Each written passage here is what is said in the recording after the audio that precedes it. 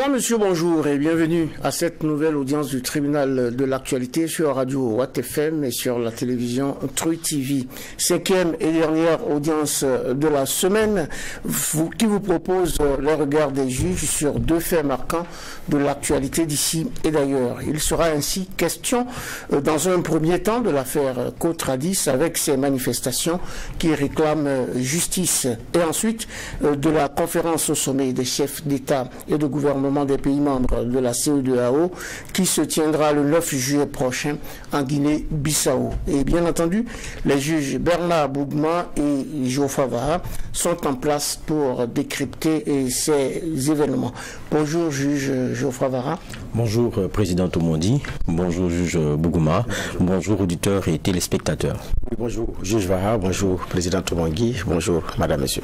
Bonjour juge Bernard Bougma, bonjour à toutes, bonjour à tous et bienvenue à nouveau à cette audience du tribunal de l'actualité qui s'ouvre avec la traditionnelle séquence des avant-propos que je convoque à présent.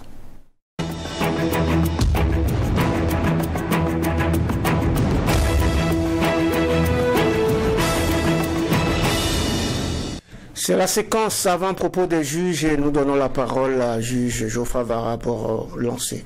Oui, merci président. Mon avant-propos va concerner la dynamique voulue par le gouvernement d'encadrer un secteur, c'est celui de la santé et notamment avec ses acteurs qu'on retrouve très souvent à la fois au public et au privé pour certaines heures en tout cas.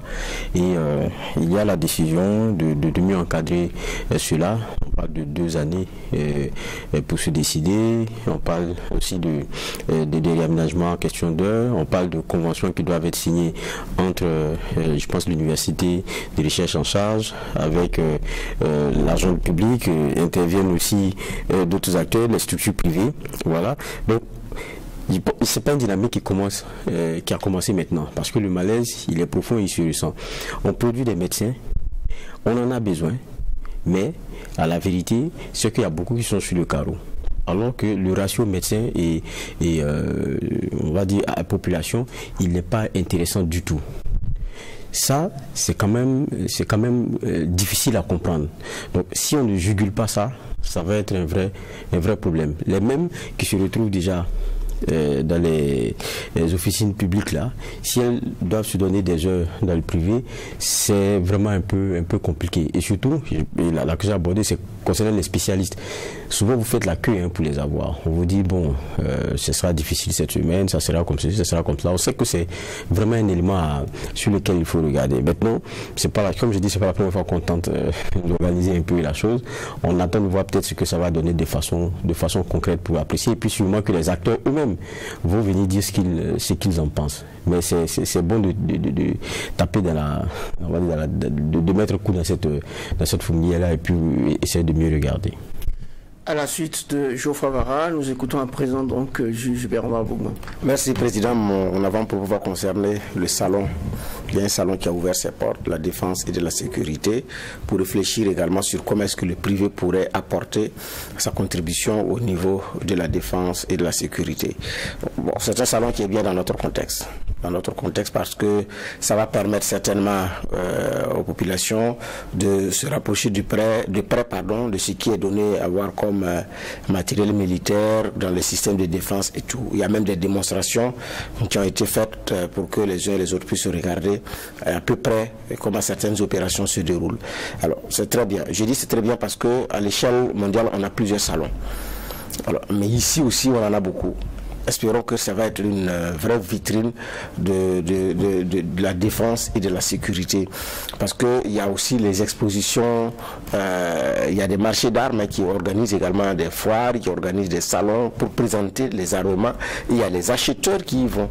Des pays comme des intermédiaires, qui y vont et qui regardent. Donc nous sommes à notre première édition. Quel contenu est-ce que nous voulons mettre? Et puis bon, après vous avoir relevé les questions de défis sécuritaires, est-ce que c'est des salons qui vont continuer? Je ne sais pas. C'est la question que je me pose. Toujours est-il que ça permet comme on appelle ça, de regarder, de clarifier un certain nombre de choses. Actuellement, les permis de port d'armes sont suspendus. Les permis d'achat d'armes, en tout cas pour les individus, c'est suspendu, que le texte est en relecture. c'est depuis des années que ça dure. Est-ce que finalement, ils vont revenir là-dessus ou bien ils ne vont pas revenir là-dessus? Mais par exemple, ça c'est un texte qui est en relecture. Mais aussi sur la question de l'équipement militaire. En ville, vous voyez des gens qui vendent du matériel militaire. Certains vous disent que c'est difficile d'intervenir parce que ce n'est pas du matériel militaire de l'armée burkinabé. C'est du matériel militaire, c'est du treillis, c'est des ringers, c'est des sacs, c'est des gants de combat. Mais c'est du matériel militaire. Mais ce n'est pas de l'armée burkinabé. Comment est-ce que ça se régule? Mais des pays ont régulé. Donc, quand on rapproche le citoyen des questions de défense et des questions de sécurité, c'est très bien. Et j'espère que ce salon sera également l'occasion de discuter de ces choses-là pour savoir qu'est-ce qu'on arrête, qu'est-ce qu'on fait et qu'est-ce qu'on ne fait pas. J'ai dit, au coin de rue, vous voyez, il y a des matériels militaires qui sont vendus. Les gens achètent et puis s'habillent comme un homme de tenue. Maintenant, j'ai dit bien, pour beaucoup, ce n'est pas la tenue de l'armée burkinabé. Mais est-ce que pour autant qu'on ne peut pas réguler? Est-ce que c'est parce que ce n'est pas la tenue de l'armée burkinabé? Est-ce que c'est parce que ce n'est pas une arme de guerre qu'on peut vendre comme ça? Non. Parce que l'armement, même la vente des armes, elle est, comment on appelle ça, elle est encadrée. Donc, vivement que ce soit un salon périn qui apporte un plus aux questions de défense et de sécurité, mais qui permet aussi aux citoyens d'en savoir davantage sur les questions de défense et les questions de sécurité. C'était la séquence avant-propos des juges du tribunal de l'actualité pour cette dernière audience de la semaine. Des juges qui se penchent à présent sur cette affaire. Affaire Cotradis, du nom de la Société continentale de transport et de distribution, une entreprise burkinabé qui a maille à partir avec la société marocaine Feni Brossette. Cette dernière refuse d'exécuter des décisions de justice, une situation qui suscite l'indignation de nombre de Burkinabés et Jofavara. Oui, on a reçu ici M. Yada, qui est à la tête de Cotradis. Je pense qu'on a fait en long et en large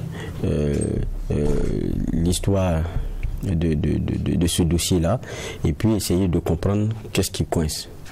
Et quand vous regardez, c'est un cas de frustration légitime et grave. C'est-à-dire qu'on n'arrive même pas à comprendre pourquoi est-ce que on brime quelqu'un, et c'est un national, c'est un burkinabé, et que ça se passe, et les lignes ne bougent pas.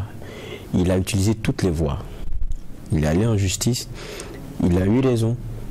Il y a des morts burkinabés qui sont morts là-dedans. Il y en a qui vivent avec les séquelles des accidents dus aux véhicules trafiqués qui ont été livrés à l'entreprise. Et on ne parle même pas de la perte que cela a occasionné pour cette entreprise burkinabé là, qui avait des ambitions sous-régionales, qui avait des ambitions très fortes.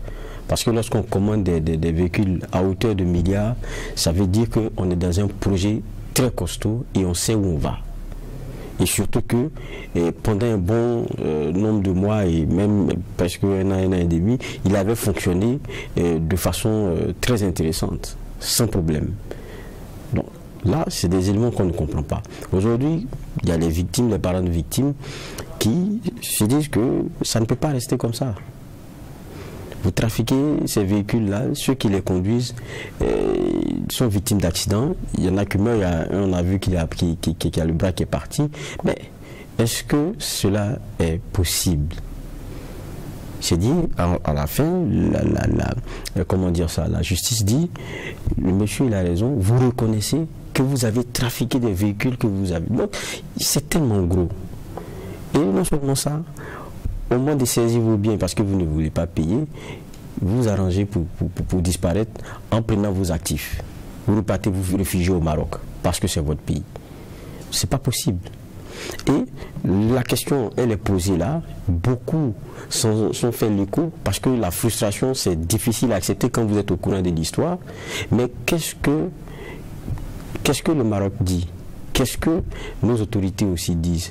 Je pense que c'est un peu désabusé que travailleurs et autres tentent, en tout cas par tous les moyens, de faire bouger les lignes.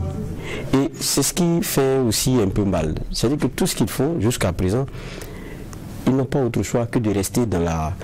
comment on peut dire, de rester républicains même dans leur démarche. Et c'est manifester comme ils l'ont fait, c'est un droit. Et regardez, ils sont allés devant l'ambassade pour même venir récupérer, c'est-à-dire la lettre là, il fallait négocier avec l'ambassade pour qu'ils daignent déléguer quelqu'un pour venir récupérer, parce qu'ils ne voulaient même pas. Je pense que ça, c'est une grosse frustration et bon, je ne sais pas comment qualifier tout ça. Oui, en effet, il s'agit d'un contrat de vente de 20 camions. Il y a eu dol sur le contrat. Le Cotradis a commandé des camions tracteurs, mais ce sont plutôt des porteurs qui ont été modifiés en camions tracteurs, ce qui a occasionné des incidents, des accidents même, avec perte de vies humaines, avec des invalidités. Le Cotradis, l'administrateur général de Cotradis que nous avons reçu ici, a suivi toutes les voies de recours. Il a eu bien de cause sur toute la ligne jusqu'au dernier ressort. Mais cette décision ne s'exerce toujours pas. Et puis justement, une coalition de victimes n'est pas contente et manifeste donc son mécontentement dans la rue à 2 reprises, Bernard Bougman. Oui, exactement. Bon, pour ce genre d'affaires, c'est bon d'éviter que la rue s'en mêle. Il faut vraiment éviter que la rue s'en mêle, parce que c'est des affaires de partenaires, c'est des affaires qui ont été connues devant la justice. Voilà, mais parce que quand il était là, il parlait de la prescription d'ailleurs du dossier sur le plan judiciaire, quand on y prend garde certains dossiers qui risquent d'être prescrits devant les tribunaux. Donc, il y a des manifestations devant la couronne royale marocaine, parce que chez l'ambassade, c'est le représentant du roi marocain. Donc, devant la couronne royale marocaine, bon, je pense qu'il faut éviter quand même que la couronne soit touché ou souillé jusqu'à ce niveau, parce que c'est l'expression d'un ras-le-bol qui s'exprime dans la rue pour un pays, je dis bien, qui frappait même à la porte du CFA et qui fait des yeux doux à la communauté de la CEDEAO. Donc déjà, ça se présente mal. Et donc c'est pas un bon signal qui est envoyé. Surtout que le Maroc, je dis bien, a de très bonnes relations avec plusieurs pays de l'Afrique de l'Ouest, surtout francophones, où le roi a parfois séjourné des jours durant dans des capitales.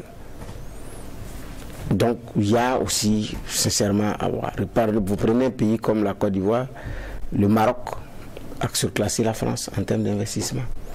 Au Burkina, ils sont dans d'autres domaines non moins importants. La banque, ils sont dans le domaine de la banque et dans bien d'autres domaines.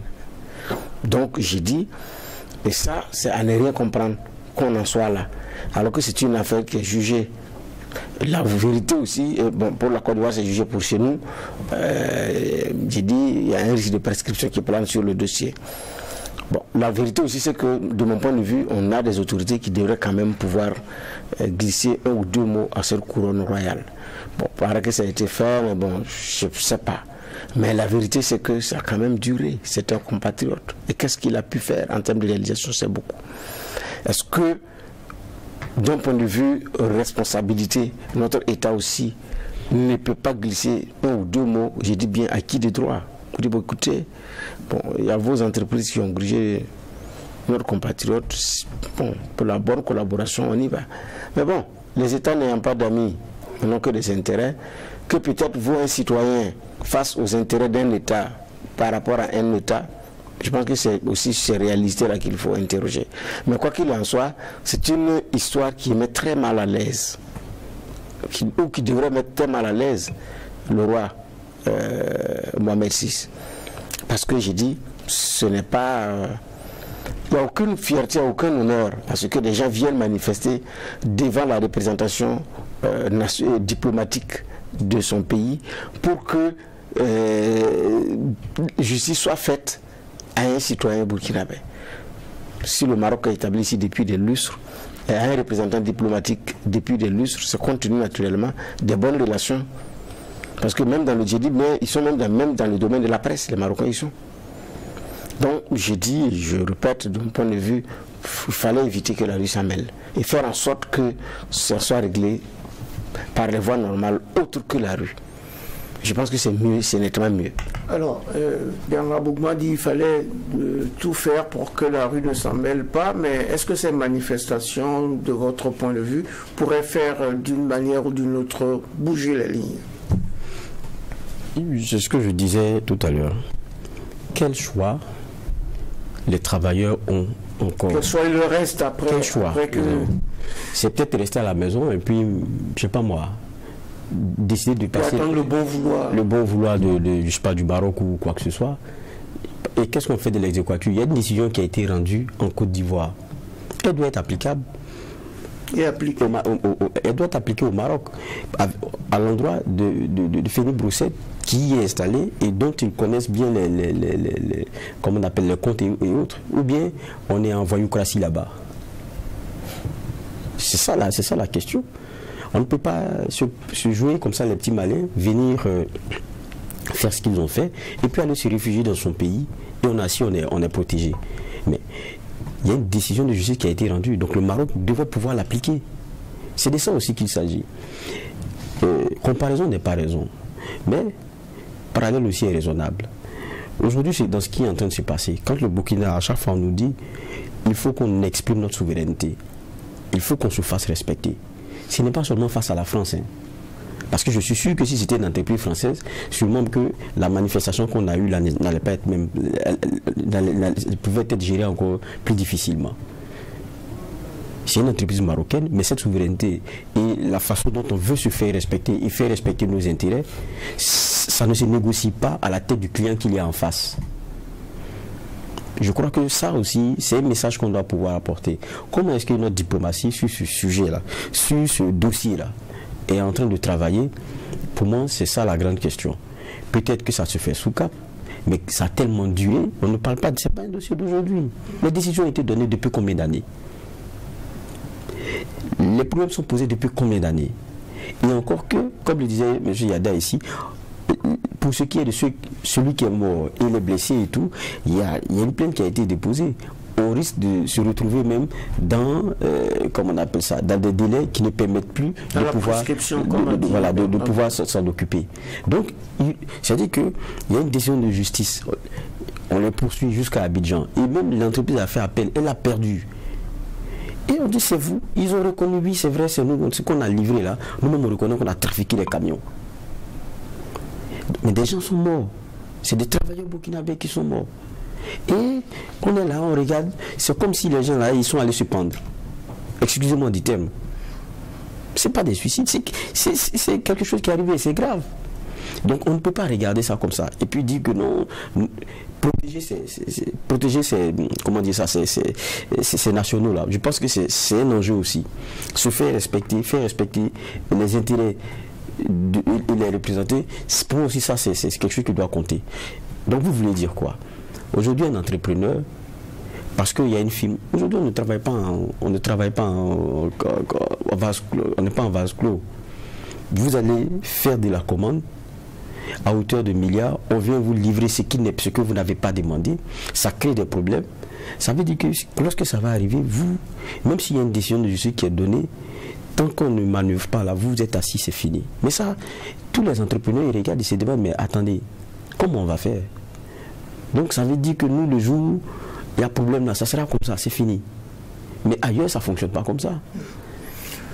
Ailleurs, ça ne fonctionne pas comme ça. Les manifestants étaient donc dans la rue ce 6 juillet parce que justement, ils n'en pouvaient plus.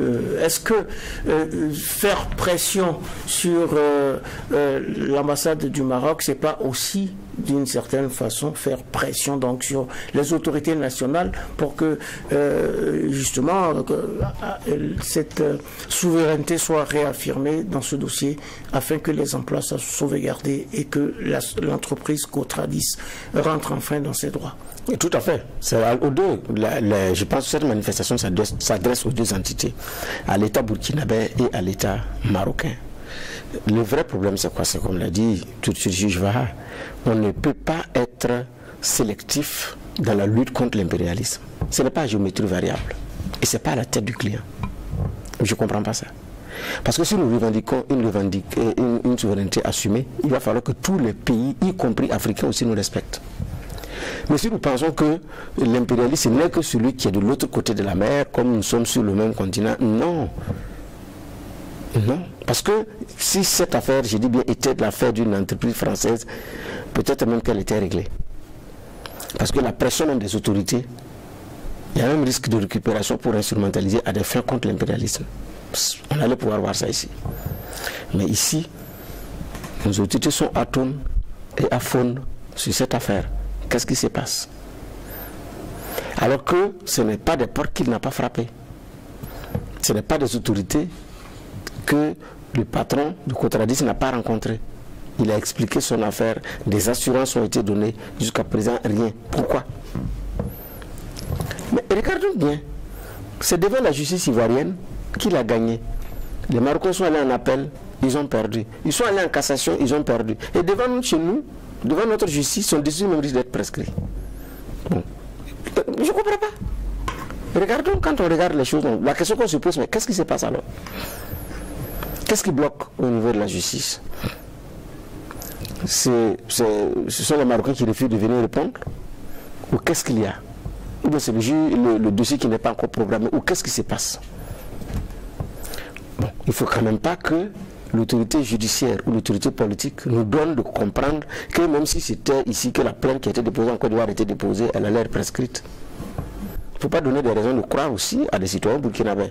Parce que ce sont ces choses-là qui effritent la confiance entre les... Comment on appelle ça? Les justiciables. Oui, et les justiciables. Tout à fait. Parce que ça crée un climat de méfiance. Donc, la confiance n'est pas... Alors qu'on encourage les uns et les autres dans un état normal, c'est devant la justice. Pour nul n'a le droit de se rendre justice. Donc, mais sincèrement, j'ai dit aussi que dans cette affaire, l'autorité politique a un rôle à jouer. Il a un rôle à jouer parce que les autres entreprises sont assises et les patrons se disent, si un jour moi j'ai un tel problème, je fais quoi? Voyez-vous que beaucoup d'entreprises burkinabées sont en train de s'exporter? Il faut se poser la question. C'est des manques à gagner pour notre trésor. C'est des manques à gagner pour, pour nos services des impôts. C'est des manques à gagner pour la nation. Donc posons-nous les vraies questions. Et je pense que la rue s'est mêlée à, comment on appelle ça, à son corps défendant, mais il fallait en faire en sorte que la rue ne se mêle même pas de ça. Et si nous voulons nous faire respecter, ce n'est pas géométrie variable, ce n'est pas la tête du client. Que chaque entité ou chaque pays qui veut établir un partenariat avec le Burkina sache que ici c'est des pays d'hommes et de femmes qui se font respecter parce que les autorités qui les dirigent se font respecter. Et je pense que c'est aussi simple que cela. Des victimes donc désabusées, stressées. Pourquoi cette situation perdure-t-elle? Vivement qu'une solution soit trouvée et que cette entreprise Cotradis rentre dans ses droits pour le bien de tous. Nous partons du Burkina Faso pour aller juste en Guinée-Bissau, mais en Guinée-Bissau on parlera aussi de Burkina Faso puisqu'après la 61e conférence des chefs d'État et de gouvernement de la communauté économique des États de l'Afrique de l'Ouest, CEDEAO, qui s'était tenue le 3 juillet 2022 à Accra, au Ghana, la Guinée-Bissau accueille le 9 juillet prochain la 62e conférence avec comme plat de résistance la tenue des élections devant marquer la fin des pouvoirs de transition sous le coup d'État militaire au Mali, en Guinée et au Burkina. Geoffroy Var. Bon, ça, c'est pas une surprise. La CEDEAO, c'est sa préoccupation concernant ces pays-là, le Burkina Faso, le Mali, la Guinée, et étant entendu que le Burkina, le Mali et la Guinée ont pris des engagements sur des délais. Et même quand on a eu des coups d'État dans le coup d'État, que ce soit au Mali ou ici, les premières paroles ont été de dire que ne vous inquiétez pas, on va rester dans les délais et qu'on ne remet rien en cause. Mais comme c'est un compromis dynamique, c'est le thème qui a été choisi, ça veut dire que au regard de l'évolution des choses, des récalibrages peuvent être faits. Et quand on regarde pour le cas du Burkina, c'est clair que la situation intime, qu'on rediscute de la question des délais et la question du processus en lui-même. Maintenant, le problème aussi avec la CEDEAO, c'est que quand vous ne siégez plus, parce que vous êtes sous sanction, on ne vous parle pas. On ne vous parle que par des, comment dire cela, par des... C'est pas si officiel, je veux dire, c'est des visites, c'est pas le temps de... Ça ne donne pas le temps de la claire appréciation. Donc le Burkina ne défend pas lui-même son dossier, le Mali non plus, la Guinée aussi. Donc ça veut dire qu'on parlera de vous, sans vous, mais peut-être comme aussi, il y a très souvent des rapports qui sont faits, il y a des, comme je le disais, il y a des visites périodiques qui sont faites. On a vu Embalo venir ici, s'enquérir aussi d'un certain nombre d'éléments sur la situation. Donc après ils vont apprécier. Mais quand on écoute, que ce soit Alassane Ouattara et autres, sur ce qui va se passer, c'est le 9 juillet, il parle de souhait. Bon, ça aussi c'est, comment dire, c'est un langage qui est plus adapté. Parce que quand vous regardez pour la Guinée, le Mali et le Burkina Faso, la question de se faire dicter des choses sans tenir compte du contexte, ça ne peut pas avoir d'oreille favorable. Mais il peut avoir une pression au cas où, mais ce n'est pas des éléments vers lesquels on veut aller. Il faut rediscuter des choses et tenir compte du contexte et on va voir ce qui va se passer. Il faut tenir compte du contexte, puisque de toute façon, la question sécuritaire reste dominante, notamment au Burkina Faso, mais pour le président ivoirien Alassane Ouattara, vous l'avez souligné tout à l'heure, en tout cas la tenue des élections dans les délais proposés est souhaitée afin que ces pays disposent des régimes et des dirigeants démocratiquement élus. Bernard Bougma. Oui, effectivement, mais bon, la CEDEAO a raison parce que ce sont les mêmes là qui ont pris des engagements. Tu dis qu'on va les respecter. C'est maintenant lors du grand oral de notre Premier ministre sur la question qu'il est bon, comme il est resté fâché tout le temps de l'intervention à la OLT, qu'on utilise le terme, mais bon, c'est un Premier ministre beaucoup plus sur la défensive que nous avons vu pendant sa prise de parole, qui laissait croire il y avait un brin d'énervement dans l'air. Mes impressions peuvent être fausses, mais dans les réponses qui ont été apportées et dans la façon de le parler, le ton, vous sentez qu'il est un Premier ministre agacé, en tout cas un peu tendu, qui a répondu aux questions. Et sur la question électorale, bon, le ton qui a été servi, c'est qu'on a récupéré 65%. Donc, si des gens aujourd'hui peuvent aller aux élections, si c'est pacifié, on y va aux élections. Mais en même temps, quand il s'agit de dire qu'on est en train de gagner du terrain, les autorités disent qu'il n'y a même pas de problème, on gagne vraiment du terrain. On est en train de prendre du terrain. Mais quand vous évoquez la question électorale, on dit c'est quand la situation la sécurité va mieux évoluer. Donc, est-ce que ça n'évolue pas mieux? On a donné combien de pourcentage pour apprendre avant de faire les élections? Dans les simulations, parce qu'il y a des simulations qui ont été faites avec les partis politiques. Il y a des partis politiques qui ont dit si on a 50%. Il y a des partis politiques qui ont dit si on a 60%. Il y en a qui ont dit si on a 70%, on peut faire les élections. Il y en a qui disent 80%, on peut faire les élections. Parce qu'une crise, nous sommes dans la 8e année de notre crise, si je ne me trompe pas.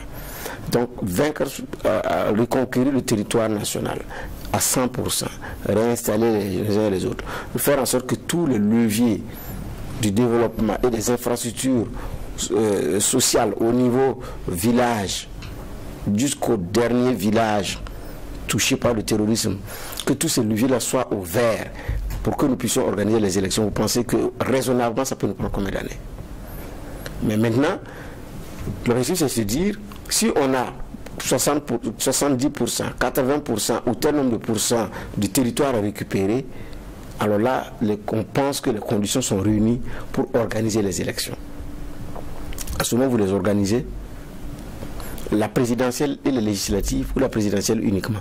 Puisque le scrutin est telle sorte que la circonscription électorale du président, c'est la nation.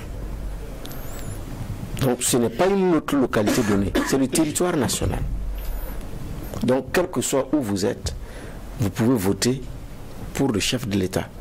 Les élections municipales, c'est pas pareil.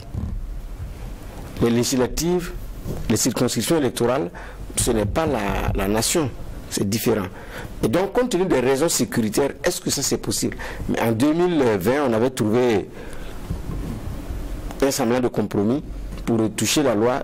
Il y a des Burkinabés qui ont même saisi le Conseil constitutionnel pour dénoncer l'irrégularité d'une telle révision à minima pour pouvoir tenir les élections. Donc, ici, l'argument sécuritaire, il est pertinent. Mais en même temps, qu'est-ce qu'on prévoit? Des pays ont organisé des élections dans des conditions très difficiles et ont réussi. Donc, il y en a à l'appel. Mais nous, je dis bien, quel est notre choix? Est-ce qu'on a même décidé de dire l'objectif c'est d'atteindre tel pourcentage de terrain récupéré et d'organiser les élections? Non. Parce que quand vous suivez le discours, on ne veut même pas entendre parler. On ne veut même pas entendre parler d'élections. Parce qu'il y en a qui vous disent il faut laisser la question électorale pour que le capitaine Ibrahim Traoré gère sa chose ad vitam aeternam. Jusqu'à ce qu'il soit capable d'organiser les élections. Et s'il est là-bas pour de bon, ça fait quoi? Il y en a qui vous disent également, bon, pour la question électorale, c'est mieux de patienter parce que les hommes politiques là, ce ne sont pas des gens qui sont bien. Donc, ils sont pressés de venir récupérer leurs choses. Ce ne sont pas les hommes politiques qui sont pressés de venir. C'est des gens qui ont occasionné un coup d'État, qui ont donné des délais qu'ils veulent respecter. Aucun homme politique leur avait donné ce délai officiellement à ces soldats. Ce sont des soldats qui ont renversé un régime démocratique et qui ont donné un délai pour organiser des élections. Et ils disent à l'intérieur, si ça va, on organise, si ça ne va pas, on peut reporter. Là, il faut leur concéder la sagesse, cette flexibilité-là, qui puisse permettre d'être réaliste à un moment donné. Parce qu'aujourd'hui, s'il y a une élection, disons-nous la vérité, ceux qui vont battre campagne, ils vont aller battre la campagne où? Donc il y a une réalité de terrain. Mais maintenant, est-ce qu'on est même enclin à créer les conditions pour que les élections puissent se dérouler à partir d'un certain nombre de pourcentage de territoires récupérés? Ça, j'en doute fort. Juge Bernard Bougma qui en doute justement, l'agenda politique, l'agenda électoral n'est pas tellement pris en compte dans le déroulé de la République. On voit bien qu'il y a quelques lenteurs à ce niveau-là. La transition est censée s'achever en juillet 2024 et plusieurs personnes ont défilé sur notre plateau ici pour estimer que d'ici à 1 an, il n'est pas possible de tenir ces élections dans les délais. Geoffroy Var. Bon, je pense que même les politiques sont d'accord là-dessus. Le problème, ce n'est pas de dire qu'il faut forcément que les délais qui ont été donnés là soient respectés. Le problème là, c'est qu'on a l'impression, comme le disait Bernard Bougma tout à l'heure, qu'on ne veut même pas aborder la question des élections. Parce que les élections, c'est pas un matin on dit aux gens d'aller voter. Et comme le disait le professeur Soumar dans les discussions à l'initiative du CGD, c'est qu'il y a une opportunité que donne la transition au regard de certaines réalités, parce qu'on la pense quand même qui distingue un certain nombre d'éléments, et que c'est le bon moment, parce que celui qui va jeter les jalons pour l'organisation des élections, a priori ne doit pas se présenter. C'est le bon moment pour faire les bons changements, pour qu'on puisse avoir à la fin un processus qui soit en tout cas assez crédible. Mais on ne sent pas, c'est ça le problème, on ne sent pas la volonté de se dire que, bon, il faut que clairement on commence à organiser les choses, qu'on commence à en parler. On ne veut même pas en parler. Vous vous rappelez, lorsque la question a été posée au Premier ministre à l'Assemblée nationale, c'est comme si à la limite il était irrité. À dire que si demain ceux-là même qui veulent, là, s'ils peuvent sécuriser, nous-mêmes on va organiser. Mais vous êtes là pourquoi? Il ne faut pas faire d'inversion de rôle. Et je pense que tout comme en toute responsabilité, ils ont pris des délais et que la dynamique, on a dit que le compromis il est dynamique, il faut sauter. On n'a pas besoin de trop tergiverser. On ne peut pas faire des élections, ça c'est une réalité aujourd'hui. Et puis est-ce que c'est la préoccupation des Burkinabés? Mais ça ne suffit pas pour dire que la question des élections là, on va repousser ad vitam aeternam. Non, il faut poser le débat. Il faut montrer que on a envie d'organiser et revenir à un ordre normal et qu'on est en train de faire le travail pour ça. On ne peut pas être en train de faire la bataille sur le plan sécuritaire et puis pour les autres questions, on va attendre un matin pour dire on a atteint un seuil et puis on va y aller. Mais quand vous atteignez le seuil là, en attendant, vous avez travaillé sur quoi? il y a une matière politique sur laquelle il faut travailler. Vous ne voulez pas qu'on l'aborde. Ça sera un peu compliqué. Je crois que c'est ça un peu le débat des fonds qui est mené. Sinon, tout le monde sait très bien qu'on ne peut pas tenir ce délai-là. Ce serait utopique que de venir s'asseoir le dire. Même quand vous prenez nos exigences textuelles là, mis bout à bout sur les questions de délai, pour les campagnes, après dépouillement, le temps de contentieux et tout, même si vous voulez le mettre bout à bout, c'est fini. On est hors délai. Voilà, donc ça c'est déjà une réalité. Mais qu'est-ce que les autres là donnent comme impression sur la question des élections? C'est l'impression que non, on veut pas, ce n'est pas à l'ordre du jour. C'est comme si quand vous l'abordez, c'est ça qui vous intéresse, c'est la question du pouvoir là qui vous intéresse. Mais la transition va s'achever, la transition va terminer. Il faut préparer comment elle va se terminer pour ne pas qu'on se réveille, on se réveille encore un matin à élire quelqu'un selon un mauvais processus et que cela serve de prétexte encore à un autre coup d'État. Je crois que c'est ça la réalité. Comment est-ce qu'on en sort de ce cercle vicieux-là? C'est ça qui est la problématique la plus forte à poser sur la table. Comment est-ce qu'on en sort justement, Bernard Boukman? Dans le schéma actuel, il est question de doter le pays d'une nouvelle constitution. Donc ça risque aussi de prendre du temps et ensuite il va falloir mettre tout en œuvre au plan sécuritaire avant d'organiser les élections. Et il y a ce sommet qui se tient donc le 9 juillet, c'est dans 2 jours seulement. Ces questions seront également posées sur la table et on ne sait pas encore ce que décidera la CEDEAO. Comment on sort finalement de cette transition? Pour sortir, il faut organiser les élections. Maintenant, c'est le processus pour arriver aux élections, oui. Effectivement, le sommet va en parler. Je pense également que le sommet va saisir l'occasion aussi pour féliciter Macky Sall pour sa sagesse. Et de lui dire que lui tienne également pour mot, pour dit, et qu'on ne s'attend pas à ce qu'il fasse une marche arrière. Parce que dans cette même CEDEAO, quelqu'un fait une marche arrière, on a vu ça. Et ce n'est pas la première fois. Maintenant, pour le cas burkinabé, effectivement, c'est sûr que les uns et les autres vont utiliser la Constitution comme un prétexte. Donc, brandir cela comme un argument. Il faut d'abord régler la question d'une Constitution réglée sur nos valeurs, en lien avec nos valeurs avant d'organiser les élections. Ça, au moins, c'est clair. Maintenant, cette Constitution-là, on se donne combien de temps pour l'avoir? En fait, je dis c'est simple. Vous voulez quelque chose, vous avez votre objectif, vous savez ce que vous voulez, vous avez des délais pour vous donner les moyens pour l'atteindre. Mais si ça ne vous intéresse pas, vous n'avez pas vous battre pour ça. Mais la Constitution dont on parle, on se donne quand est-ce que pour commencer? La commission qui va travailler là-dessus, on ne l'a pas encore installée. Donc, est-ce qu'on aura encore pour 6 mois avant de penser à ça? Ce sont des questions légitimes. Et je dis bien, l'objectif c'est d'organiser les élections quand on aura maîtrisé quelle part du pourcentage du territoire national. Ça doit faire partie des objectifs. Officiels ou pas. Mais, vu l'agacement des autorités quand on parle des élections, je ne pense pas que dans un coin, on ait rangé des objectifs à atteindre. Où on les a placardés, chaque matin on dit bon, on a des objectifs à atteindre, ça c'est réglé, ça c'est réglé, ça c'est pas réglé.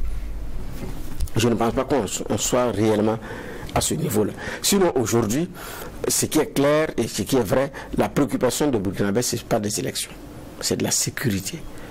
Regardez le nombre de classes fermées. Mais il y a en face, s'il y a une volonté aussi d'aller aux élections, c'est de dire clairement, au nom du compromis dynamique, nous ne pouvons même pas respecter l'échéance. Et voilà la nouvelle échéance que nous proposons, ou bien. Parce que quoi qu'il en soit, l'échéance qui est de G là, n'aura pas lieu, ça ne tiendra pas. 2024, ça ne tiendra pas. Parce que si on veut que ça tienne, on aurait pu commencer certaines opérations déjà. Donc on est déjà en retard. Donc, même si ça va avoir lieu en 2024, ce n'est pas dans le délai prévu. Mais même là, j'ai dit la question agace.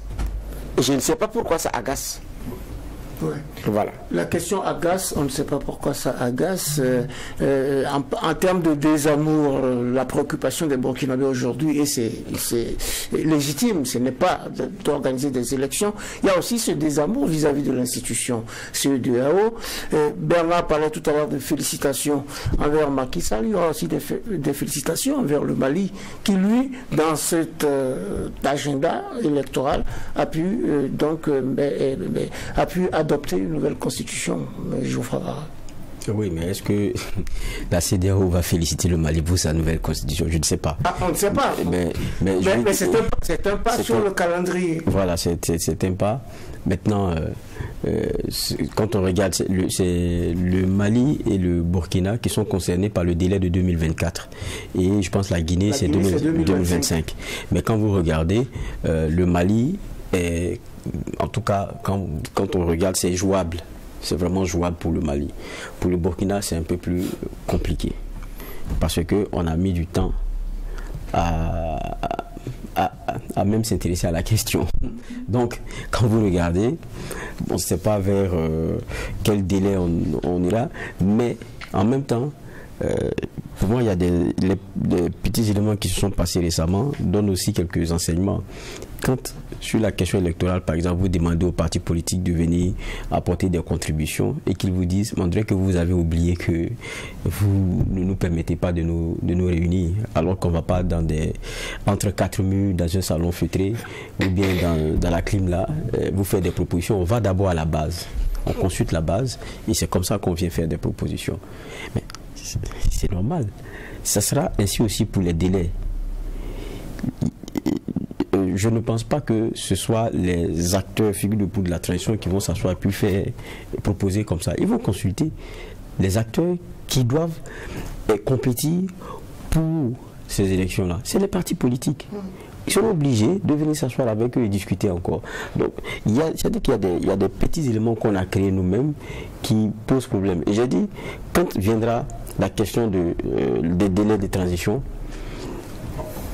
les gens seront obligés à un moment donné de faire balle à terre sur les restrictions qu'ils ont mis, sur certaines restrictions qu'ils ont eu à mettre. Parce que quand vous regardez la CEDEAO, comment elle fonctionne, quand on envoie un émissaire ici, il finit à Kosiam, après il rencontre les autres forces politiques et autres, forces vives. C'est comme ça que ça fonctionne. Donc ceux-là aussi, ils ont leur mot à dire. Donc tout seul, vous ne pouvez pas dire que voilà. Donc il y a à accepter de discuter ensemble de comment est-ce que on termine cette transition. Il y a une guerre à faire. Il y a une sécurité à ramener. Ça, on est d'accord. Mais il y a une transition qui va s'achever. Il faut accepter d'en discuter.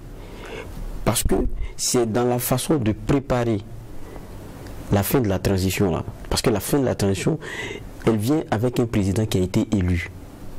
Donc si ça n'a pas été bien fait, c'est ce que je dis, si ça n'a pas été bien fait et qu'on est dans des calculs, on risque de revenir encore dans la même situation parce que celui qui a été élu là, l'a été de la mauvaise manière, pas avec le bon process. Il a été mal élu et ceux qui se sont sentis exclus ou bien qui ne sont pas intéressés parce que la machine pour eux c'est pas une machine qui donne la clarté des choses. Ceux-là, c'est dans la rue, vous les trouvez à accompagner un